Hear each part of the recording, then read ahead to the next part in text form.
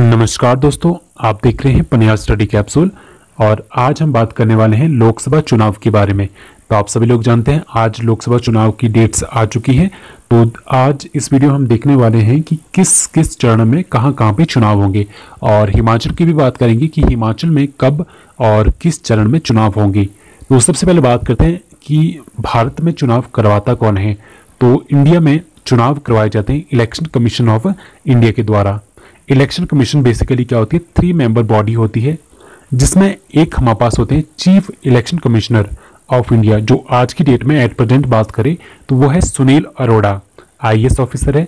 और 2 हमारे पास होते हैं इलेक्शन कमिश्नर, जिनमें से एक हमारे पास है अशोक लवासा और दूसरे हैं सुशील चंद्रा। तो दोनों हमारे पास आईएएस ऑफिसर है। और बात करें इलेक्शन कमीशन ऑफ इंडिया की, तो ये कॉन्स्टिट्यूशनल बॉडी है और ये आती है आर्टिकल 324। और इसका जो गठन हुआ था वो हुआ था 25 जनवरी 1950 में, और 25 जनवरी को ही हम नेशनल वोटर डे के तौर पे भी मनाते हैं। तो ये बात होगी इलेक्शन कमीशन की। और साथ ही साथ इसमें बात करें तो इलेक्शन कमीशन ऑफ इंडिया कौन कौन से चुनाव कराता है। ये चुनाव कराते हैं पार्लियामेंट के जितने भी चुनाव होते हैं, स्टेट लेजिस्लेटर के जितने भी चुनाव होते हैं, प्रेसिडेंट और वाइस प्रेसिडेंट के चुनाव भी इन्हीं के द्वारा कराए जाते हैं। इनका काम क्या होता है, सुपरवाइज करना, डायरेक्ट करना, कंट्रोल करना, कंडक्ट करना जितने भी इलेक्शन होते हैं जो मैंने अभी बताए उनको, जिसमें आपकी राज्यसभा, लोकसभा, विधानसभा, विधान परिषद और प्रेसिडेंट, वाइस प्रेसिडेंट, तो सभी के इलेक्शन इसमें इंक्लूड हो जाते हैं।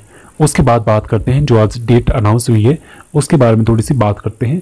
तो पूरे देश में 7 चरणों में चुनाव कराए जाएंगे, और ये जो 7 चरणों के चुनाव है ये अलग अलग डेट पे रखे गए हैं। तो इसकी बात करें तो जो सबसे पहले चरण के चुनाव है वो करवाए जाएंगे 11 अप्रैल को, जिसमें आपके पास अलग अलग स्टेट इंक्लूड है। वो हम आगे डिस्कस करेंगे कौन से चरण में कौन कौन से स्टेट इंक्लूड है और कितनी कितनी सीटें किस स्टेट की इंक्लूड है। दूसरे चरण के जो चुनाव है वो 18 अप्रैल को करवाए जाएंगे। तीसरे चरण के चुनाव 23 अप्रैल को, चौथे चरण के चुनाव 29 अप्रैल को, और 5वें चरण के चुनाव 6 मई को करवाए जाएंगे। उसके बाद 6वें चरण के चुनाव 12 मई को, और 7वें चरण के जो चुनाव है वो 19 मई को करवाए जाएंगे। और उसके बाद जो वोटों की काउंटिंग है वो 23 मई को की जाएगी, और रिजल्ट निकाला जाएगा कि कौन सी पार्टी सत्ता में आ रही है। तो चलिए अब देखते हैं कहाँ कहाँ पे और कब कब होंगे मतदान। तो बात करते हैं पहले चरण की। तो पहले चरण की जो इलेक्शन है वो होंगी 11 अप्रैल को, जिसमें 20 राज्यों की 91 सीटों पे इलेक्शन करवाए जाएंगे। तो सबसे पहले बात करते हैं आंध्र प्रदेश की, 25 सीटों पे इलेक्शन करवाए जाएंगे। अरुणाचल प्रदेश की 2, असम की 5, बिहार की 4, छत्तीसगढ़ की 1, जम्मू कश्मीर की 2, महाराष्ट्र की 7, मणिपुर की 1, मेघालय की 2, मिजोरम की 1, नागालैंड की 1, उड़ीसा की 4 सीटों पे, सिक्किम की 1, तेलंगाना की 17 सीटों पे, त्रिपुरा की 1, उत्तर प्रदेश की 8 सीटों पे, उत्तराखंड की 5, पश्चिम बंगाल की 2 और अंडमान निकोबार की 1, लक्षद्वीप की 1 सीट पे इलेक्शन करवाए जाएंगे 11 अप्रैल को पहले चरण के दौरान। बात करते हैं दूसरे चरण की। दूसरे चरण की जो इलेक्शन है वो होंगे 18 अप्रैल को, और ये इलेक्शन करवाए जाएंगे 13 स्टेट में, 13 राज्यों में कराए जाएंगे, और 97 सीट्स के लिए करवाए जाएंगे। तो बात करें इसमें कौन कौन सी स्टेट हमारे पास आती है।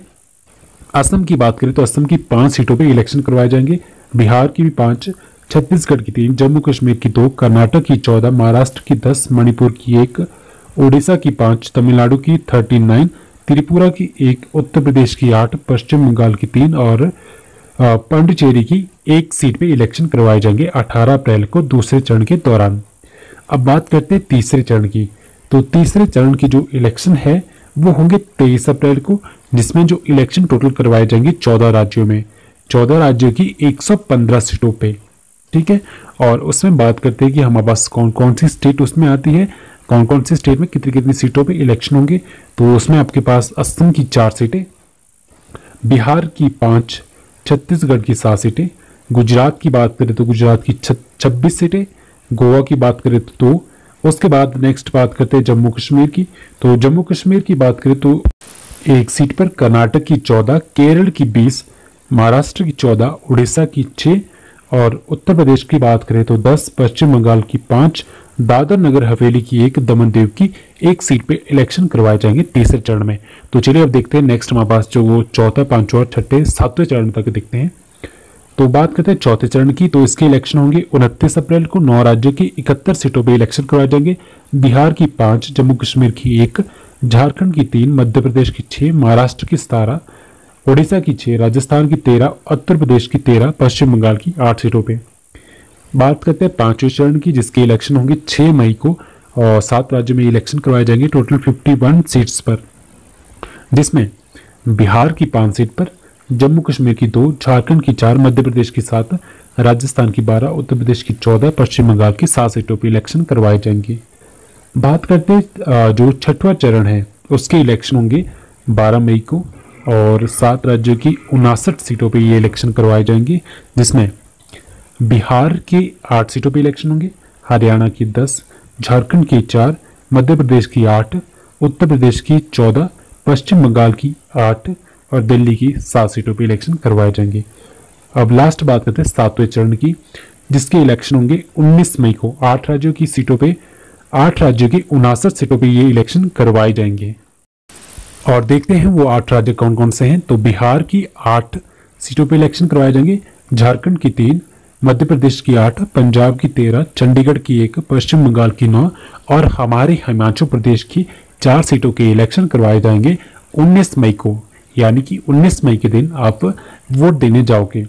और उत्तर प्रदेश की 13 और हिमाचल की बात करें तो हिमाचल में लोकसभा की 4 सीटें हैं और सिर्फ एक चरण में इसके इलेक्शन हो जाएंगे, यानी कि 7वें चरण में। जैसे आप देखोगे उत्तर प्रदेश, तो उत्तर प्रदेश की जो इलेक्शन है वो 7 के 7 चरण में करवाए जाएंगे अलग अलग सीटों के लिए। और सबसे ज़्यादा जो लोकसभा की सीटें हैं वो है उत्तर प्रदेश से और टोटल है 80 सीट्स। और हिमाचल की 4 है लोकसभा की और राज्यसभा की 3 सीटें हैं। काफ़ी बार एग्जाम में क्वेश्चन पूछा जाता है, तो मैंने सोचा कि आपके साथ इन चीज़ों को डिस्कस कर लेते हैं, क्योंकि हमें पता होना चाहिए इन चीज़ों के बारे में। तो आज के लिए फ़िलहाल इतना ही। So thank you so much.